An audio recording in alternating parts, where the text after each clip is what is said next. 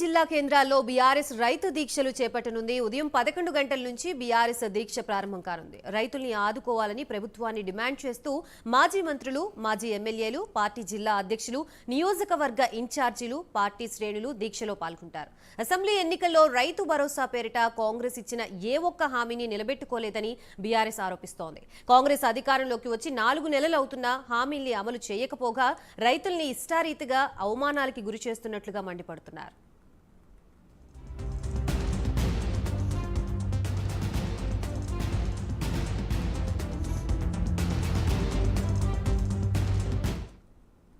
రైతు బంధు విడుదలలో జాప్యం, కరెంటు కోతలు, ధాన్యానికి 500 బోనస్ హామీ ఇచ్చి నిలబెట్టుకోకపోవడమే కాకుండా కాంగ్రెస్ అనాలోచిత చర్యలతో 200 మంది రైతులు ఆత్మహత్య చేసుకున్నట్లు బీఆర్ఎస్ నేతలు ఆవేదన వ్యక్తం చేశారు. ఈ నేపథ్యంలో ఇచ్చిన హామీలన్నీ తక్షణమే అమలు చేయాలని డిమాండ్ చేస్తూ బీఆర్ఎస్ అన్ని జిల్లాల్లో రైతు దీక్షలకి పూనుకుంది.